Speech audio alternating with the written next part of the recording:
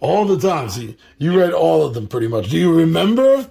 Do you remember reading House of Danger? I don't remember.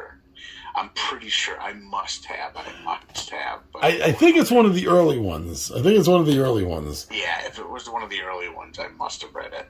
And the game is by Prospero Hall, which is this really cool design team. And pretty much anything they do, I'm always totally interested in. So, House of Danger. So, starting with chapter 1, the grounds, Nice. Chained, locked fence, and it says it's a Tuesday morning in late June, and you wake up in a cold sweat.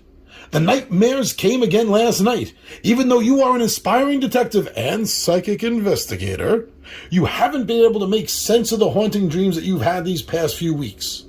In your dreams, you keep seeing the same spooky house. You're still shivering under the covers when you hear the phone ring downstairs in your basement. Dun dun dun dun. This is where you have a combination office and research laboratory. You dash down to the lab to answer it. I need... A weak voice says when you pick up the receiver, I need your help. You hear a loud click and the phone goes dead. But you are prepared. While the caller was talking, you activated your high-speed telephone tracking device. It instantly displays the caller's number, 555-7259. You call back the number right away, but there's no answer. After consulting the tall stack of reverse phone books behind your desk, you are disappointed to learn that the number is unlisted. You sense that the phone call is somehow related to your nightmares. Later, while at the Hedgebrook police station to return a nightscope that you borrowed for a recent stakeout, you describe the mysterious phone call and your recurring dreams to your friend, Sergeant Morrison. The call does sound strange. We'll look into it. And about the house in your dreams, a voice says from the hallway, I wonder if you're dreaming about the Marston house out on Hedgebrook Road. Detective Murphy sticks his mustached face into the room. Modern house, ornate gate. Yes, that sounds like the Marston place, all right, says Sergeant Morrison. Strange things are reported to happen out there, you know. Detective Murphy takes a puff on his pipe. That place is haunted, he says. I know, it sounds unprofessional, but I've had a file in the Marston house for years, and I'm sure of it. He waves a folder in front of your eyes, and a phone number written on the front jumps out at you. It matches the one from your mysterious call. Dun, dun, dun, dun. So the call is related to your nightmares. Your psychic senses were right. Draw clue number 26 to discover your goal. I've already drawn clue number 26 because it always starts this way, and simply says to get inside the Marsden house. Okay. All right. And that will be set up in the top of the board for the goals section. And that's chapter 1 goal. And from there it says to get inside the house. Yes. Okay. And now, back at home, you grab a bottle of water and your trusty pocket knife, preparing for a new investigation. Half an hour later, you stand before the Marston residence, which appears exactly as it did in your nightmares. The house's futuristic look is a strange contrast to the antique appearance of the stone wall and the wrought iron gate, which is locked shut and wrapped in steel chains. Even though the air is balmy, a chill travels down your spine. The gathering clouds on the horizon hint at a brewing summer thunderstorm. Your first choice, Tom. Okay. Here we go. So you can either search the wall for a way in, or you can climb the gate. I tell you, climbing the gate is going to be a recipe for disaster. I am going to search along the wall. Search along the wall. So go to story card number 13. 13... Always trying not to look at the other cards. That's the one small little drawback, I think, here with this. But here we go. I found it. I'm good to go. Ooh, there's a picture on the other side. Moving along the mossy stone wall that surrounds the property, you come across a jagged opening created by fallen rocks. It's just big enough for you to squeeze through. Once on the other side of the wall, you find yourself standing in a cobblestone plaza surrounded by marble and bronze figures.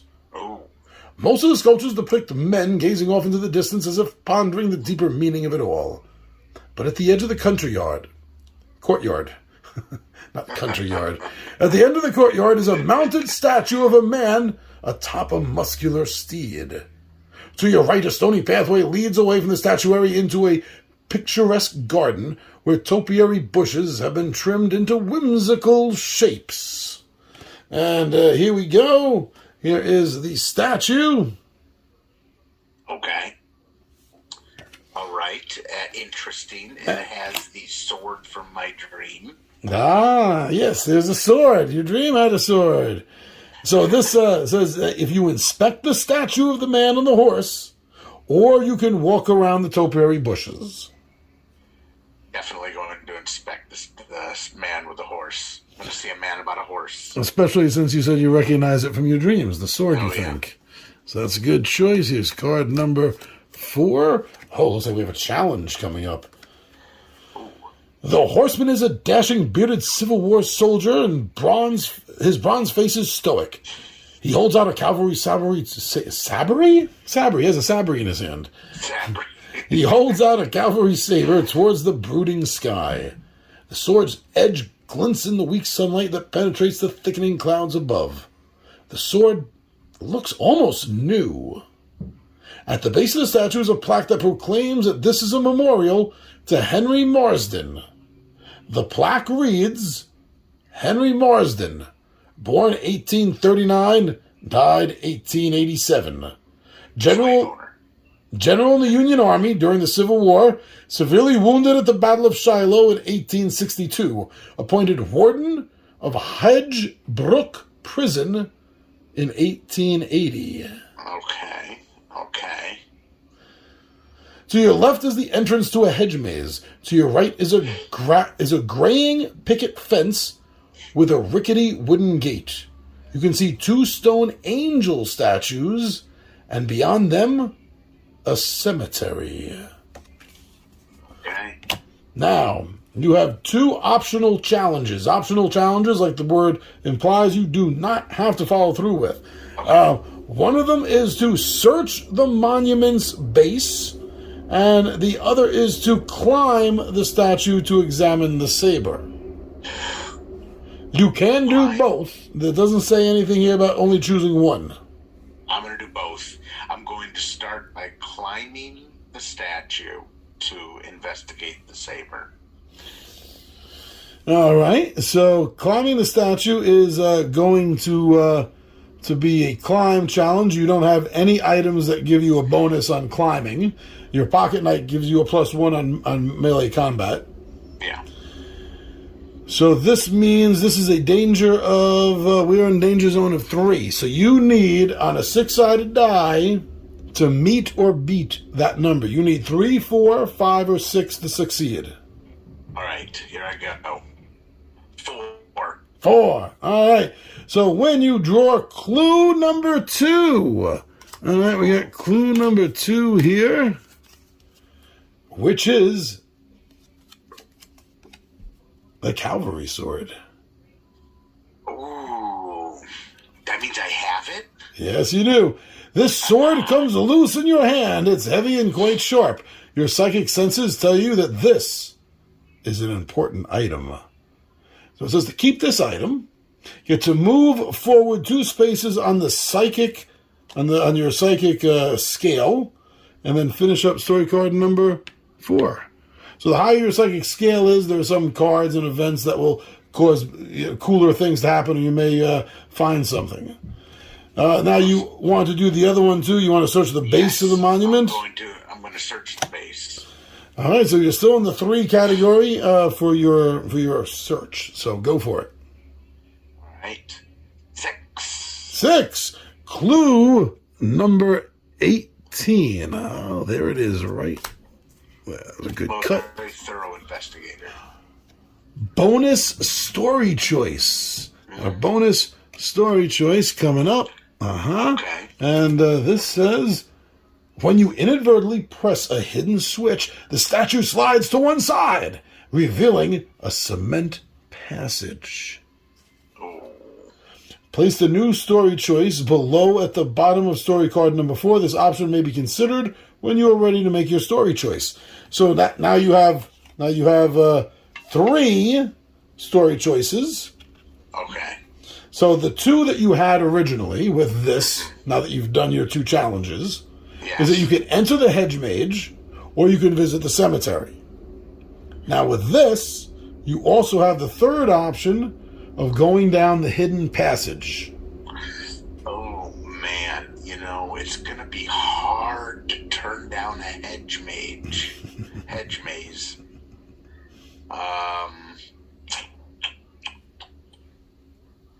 No, I got to go down.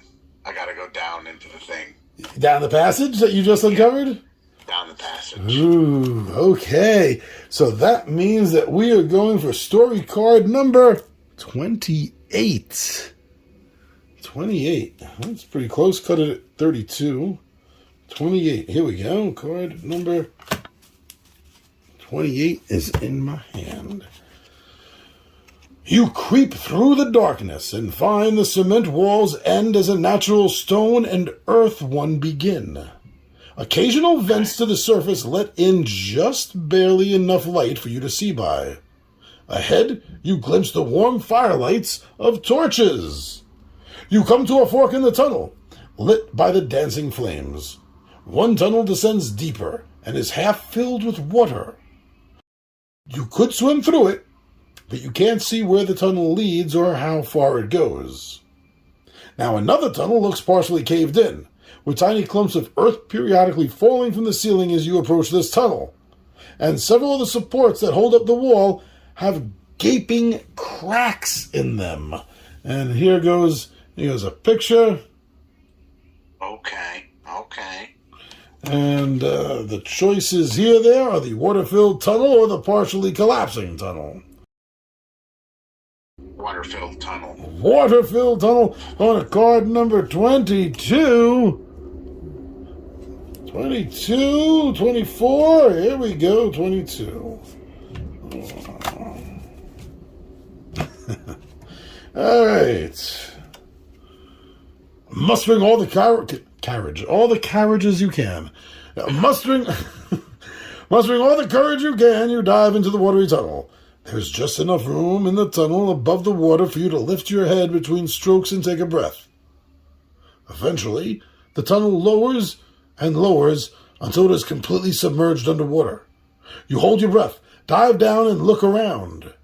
After about 30 feet, the tunnel opens into a bigger body of water, a pond or pool with sunlight beaming into it.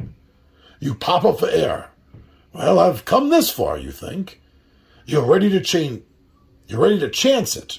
You take a deep breath and dive back down. You get 10 feet in, 15 feet in, 25 feet in. Just as you're about to exit the underwater tunnel, something tugs on your leg. You can't tell if it's an animal or if you're caught in some underwater vine. Dun, dun, dun, dun, dun. Ooh, Tom, what's going on? You can see the light. The bubbles of air. Are you going to drown? Well, you're going to need a fight to escape. Now, you need a 3 or better.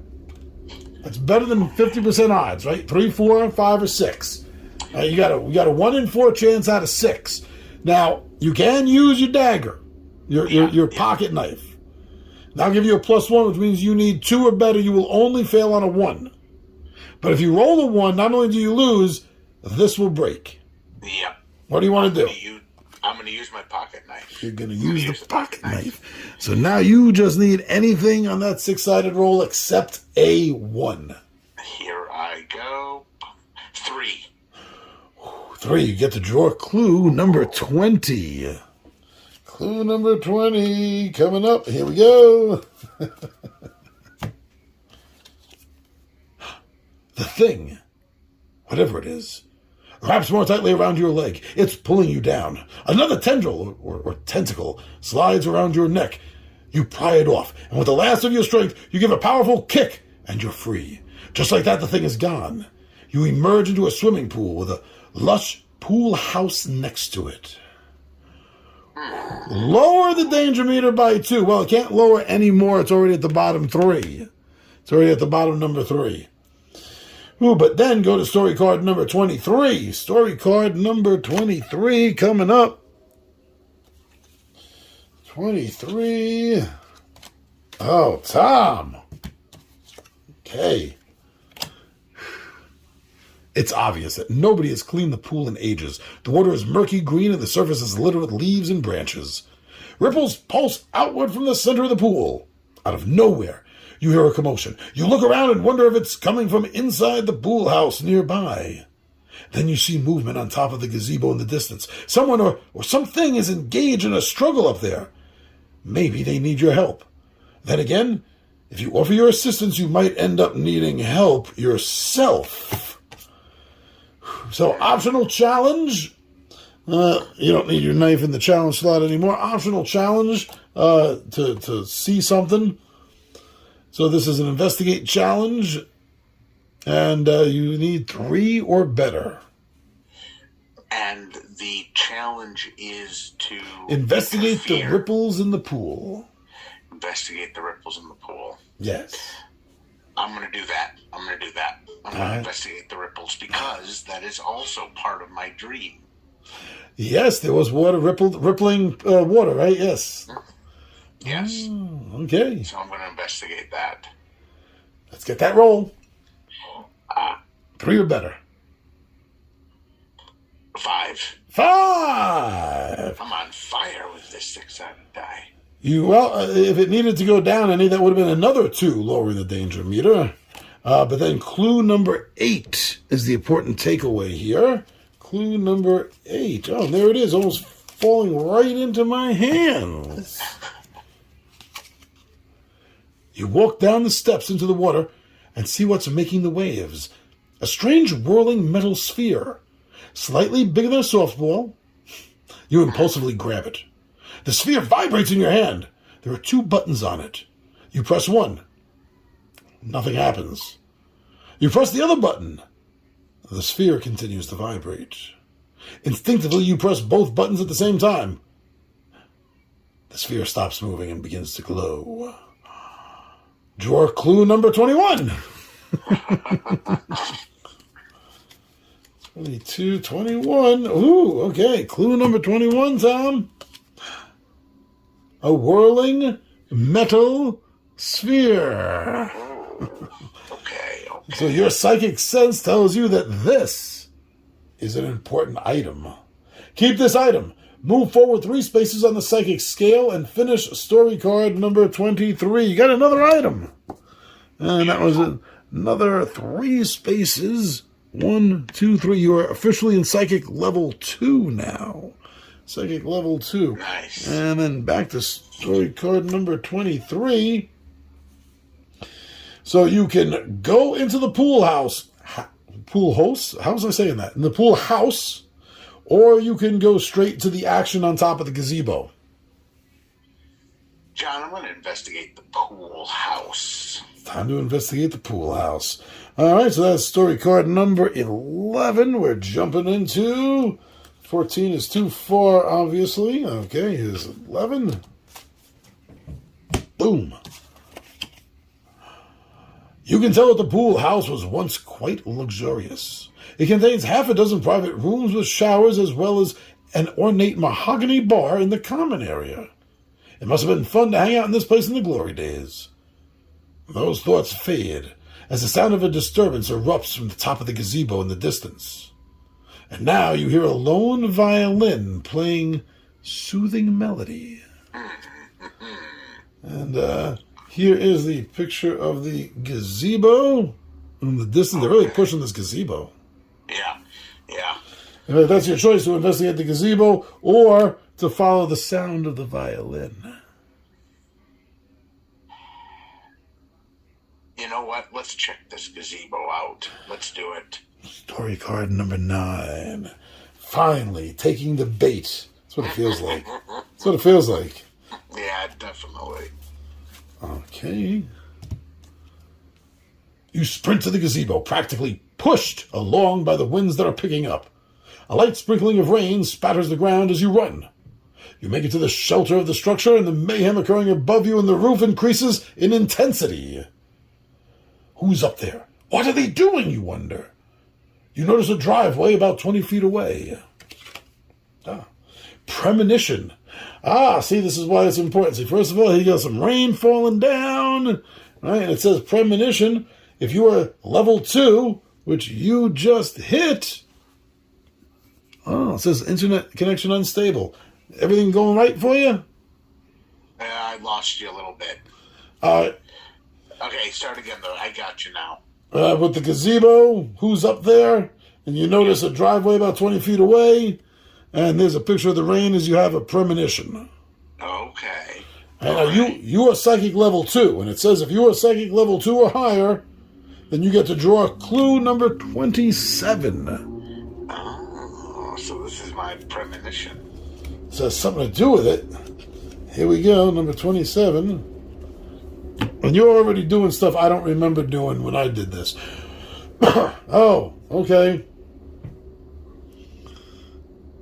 It's a door with a lock. Light is coming through the keyhole, okay. But it's all kind of wavy in a dreamy kind of sense. But yeah, it's light coming through a doorway, a lock. The door is slightly ajar. The door is slightly ajar with the light coming through it. Okay. That's it. Number 27. Okay. So now you get the 2 choices. Right? That was the premonition that you dealt with. Now your 2 choices are to climb to the top of the gazebo or run to the driveway. How far am I going to pursue this gazebo thing? No, you're right there. It's just climbing on top of it. Or the driveway. But either way, the rain is starting.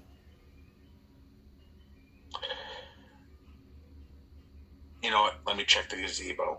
Let me just get it out of the way. Otherwise, it's going to be hanging over my head, quite literally. All right, the gazebo. What a good spot to stop temporarily. And we'll pick right up. All right, so thank you for joining us.